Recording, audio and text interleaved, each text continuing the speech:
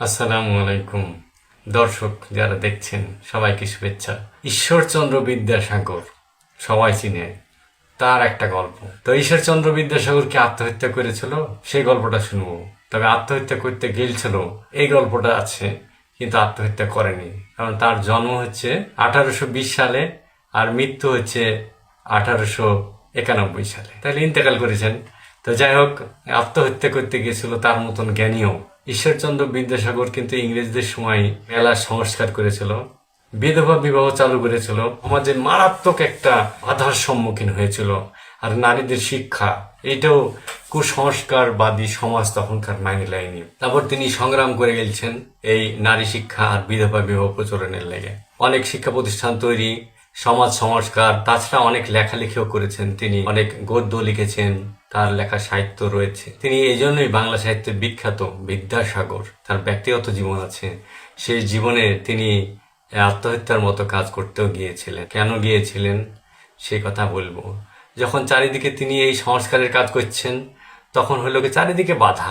তারপরে কি হলো, তার পরিবারের মধ্যে বাধা শুরু হয়ে গেল। আর একটা গল্প আছে যে ইংরেজদের সময় তিনি কিন্তু ইংরেজদেরই চাকরি করতেন, যেখানে ইংরেজদের বিরুদ্ধে আন্দোলন চলছিল। এটাও এক ধরনের বিরোধিতা ছিল মানুষের, কিন্তু তিনি তার স্বতন্ত্রতা বজায় রেখেছিলেন। যেমন এক ইংরেজ তাকে ডেকে পাঠালো, ঈশ্বরচন্দ্রকে পাঠাও, সে কিন্তু চাকরি করে তার চাইতে খুব বেশি বড় পদে না, প্রায় কাছাকাছি পদে। ঈশ্বরচন্দ্র গেল, যা দেখছে যে টেবিলের উপরে পা তুলে ইংরেজ বসে আছে, তাতে সে খুব মাইন্ড করলো যে আমাকে ডেকে আবার টেবিলের উপরে পা তুলে কথা বলছে, আবার ভাব বলিছে মারাত্মক। কিন্তু সেটা তার সহ্য হলো না। ঠিক আছে, ঈশ্বরচন্দ্র বিদ্যাসাগর চলে গেল তার রুমে। তারপর কিছুক্ষণ পর সেও ডেকে পাঠালো সে ইংরেজকে। জানলো যে ঈশ্বরচন্দ্র তাকে ডেকে পাঠাচ্ছে, তখন তো হেভি খেপে গেল যে আমাকে ডেকে পাঠায়।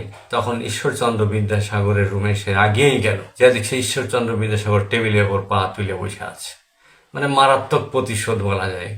তিনি কাউকে কেয়ার করতেন না। এই ইংরেজদের সাথে সখ্যতা করেই কিন্তু বিধবা বিবাহ চালু করেছিল, এবং তারা আইনও করে দিয়েছিল এই ব্যাপারে। আর একটা ব্যাপার হচ্ছে যে বাংলা ভাষা দুই রকম ভাষা প্রচলিত ছিল, এক হচ্ছে সাধু, একটা চলিত। একসময় আমরা একসময় সাধু ভাষাতেই বই টই পড়তাম আগের যুগে, কিন্তু এইটাকে চলিত ভাষা করা হয়েছিল, এবং চলিত ভাষায় উপন্যাস গল্প লেখা হয়েছিল। এটাতে খেপেছিল এক শ্রেণীর লেখক যে সংস্কৃত মিশ্রিত বাংলা এবং সাধু ভাষায় বই লিখতে হবে, না হলে ভাষাটা নিচু শ্রেণীর হয়ে যাবে। সেই সমালোচনা বঙ্কিমচন্দ্র করেছিল।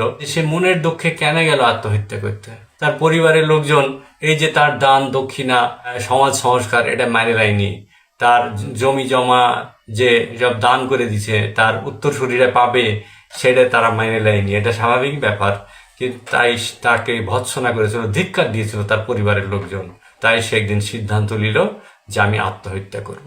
যে আমরা একটা ছোটবেলায় কবিতা পড়েছিলাম যে ঈশ্বরচন্দ্র তার মায়ের জন্য দামোদর নদী পার হয়েছিল রাতের বেলায়। তার এই গল্পটা কিন্তু তার জীবনেতে পাওয়া যায় না, কিংবা তার কোনো লেখাতেও পাওয়া যায়নি। প্রচলিত মেলা গল্প আছে, এই গল্পের মধ্যে চলে এসছে। বিখ্যাত ব্যক্তিদের সম্পর্কে অনেক প্রচলিত গল্প প্রচলন হয়ে যায়। আবার আত্মহত্যার ক্ষেত্রেও একটা প্রচলিত গল্প আছে, কিন্তু সত্য গল্পটা আগে বলি।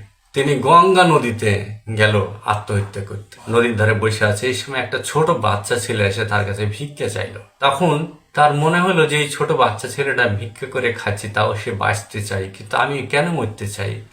আমার তো খাওয়া তো আছে আমার, আর এই ছেলেটার খাদ্য নাই। দেখে সে আত্মহত্যার সিদ্ধান্ত পরিবর্তন করে ফেললো। এটা হচ্ছে আসল গল্প, যেটা প্রচলিত গল্প।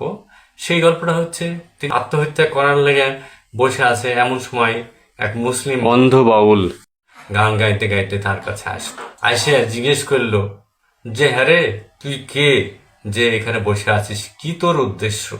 বাউলদের বুঝেন কথাবার্তার ঢঙ্গই আলাদা।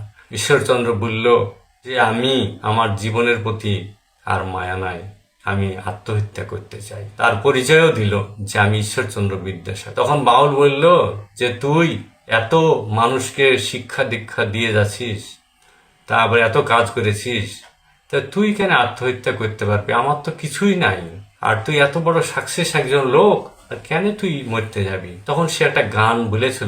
গানের কথা হলো, মানুষ ভজিলে সোনার মানুষ হবি, আল্লাহ ভজিলে তুই আলোর পথ পাবি। এই আল্লাহ ভজিলে পাবে আলো, এই কথাটা কারো কাছে শুনতে পাই না। এখানে একটা কিছুটা সংকীর্ণতার ব্যাপার থাকতে পারে। ঈশ্বরচন্দ্র বিদ্যাসাগর সেই বাউলের কথা শুনে ভাবল যে তাই তো, আমার মরার কি দরকার, এই বাউল এর কিছু নাই, বাইচে থাকার লেগে গান গেয়ে বাড়াইছে, আর আমি বাঁচার অনেক উপকরণ আছে, তারপর আমি মরতে চাচ্ছি কেন।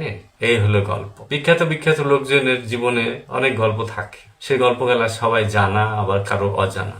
বন্ধুরা, আবারও দেখা হবে আর একটা নতুন গল্প নিয়ে এসে। আমার সাথে থাকেন, চ্যানেলটা সাবস্ক্রাইব করে দিন, ফলো দিয়ে দিন, আর মন্তব্য করলেন, আশা করি আমারও ভালো লাগবে। আল্লাহ হাফেজ।